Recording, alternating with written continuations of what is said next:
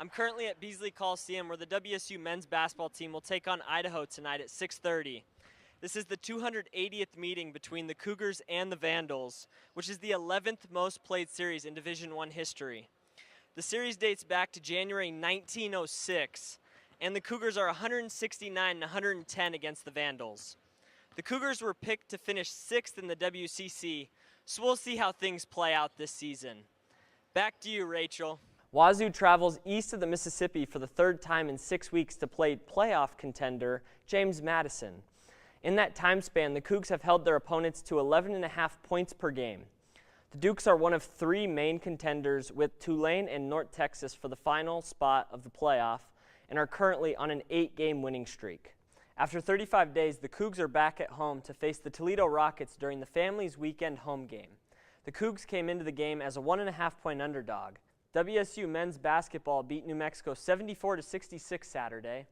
Boise State transfer Emmanuel Ugbo led the team with 16 points and grabbed 7 rebounds, had 1 assist, 2 steals, and 1 block. High Point transfer Simon Hildebrandt scored 10 points off the bench. The Cougars held New Mexico to 26.7% shooting from the field and 25% from 3. WSU turned the ball over 19 times, but balanced that out with drawing 30 fouls and shooting 29 for 43 from the free throw line. The Cougars start the season Monday, November 3rd against Idaho at Beasley Coliseum. Cedric Coward started his season off with a bang. Coward is averaging 19 points on 22 minutes of play. That included a 27-point performance against the Indianapolis Pacers Saturday, where he shot 6 for 6 from 3. The WSU football team has a bye this week, but there are 3 ranked matchups in college football this Saturday. The Tortillas will be flying during College Game Day Saturday morning when number 7 BYU travels to Lubbock, Texas to take on 8th-ranked Texas Tech.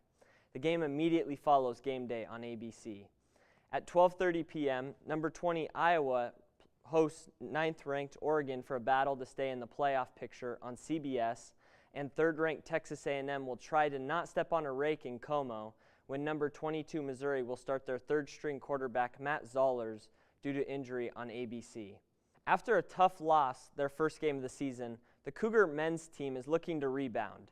The Cougars play today at 4 p.m. in what some are calling the Battle of the Splash Bros. That is because the duo of Steph Curry and Klay Thompson, a.k.a. the Splash Bros, went to Davidson and Washington State respectively. Malvina Haziri checked into the second quarter yesterday against UNLV. Haziri is the youngest player in NCAA women's hoops at 16 years old. She turned 17 years old on December 30th.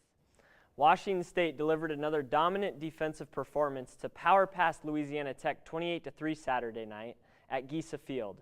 With the win, the Cougars improved to 5-5 while extending a remarkable defensive trend.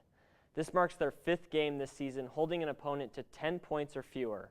The Cougs also held the Bulldogs to 167 total yards. The Cougars are next in action Saturday, November 22nd, when they travel to Harrisonburg, Virginia to face James Madison University on ESPN+. The game will be at 10 a.m. Pacific time Saturday morning. WSU is 1 game away from becoming bowl eligible. Next up, the Cougars will travel to Hawaii to take on Chaminade at the Lahaina Civic Center in the quarterfinals of the Southwest Maui Invitational, Monday, November 24th at 6 p.m. Pacific time on ESPNU. Moving to basketball, the Washington State men's basketball team lost 81-69 to Washington Huskies Friday night at Beasley Coliseum in the 301st all-time meeting between the programs.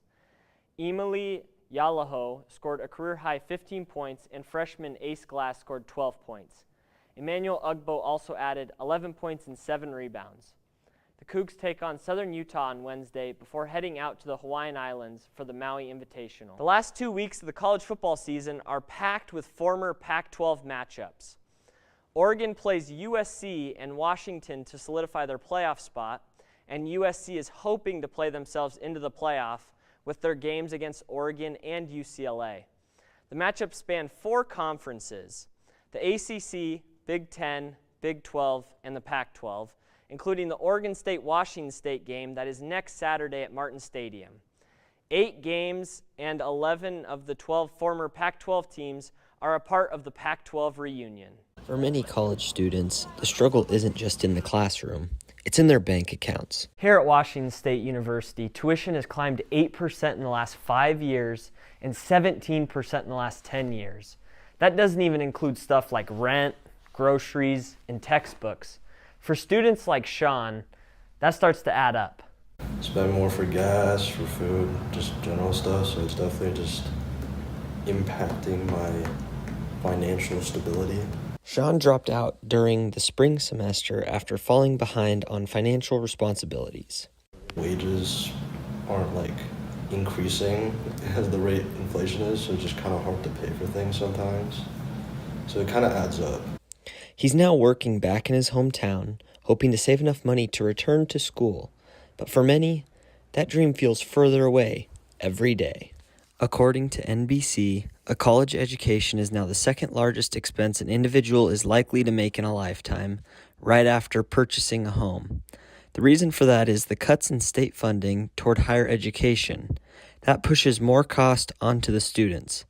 It goes on to say tuition historically rises 3% every year, and that public schools who rely on state funding were hit the hardest.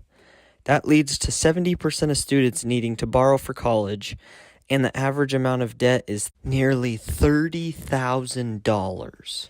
Experts say rising living costs and limited financial aid are pushing more students to make the same difficult decision as Sean. Reporting for Murrow News 8, I'm Jet Hatch.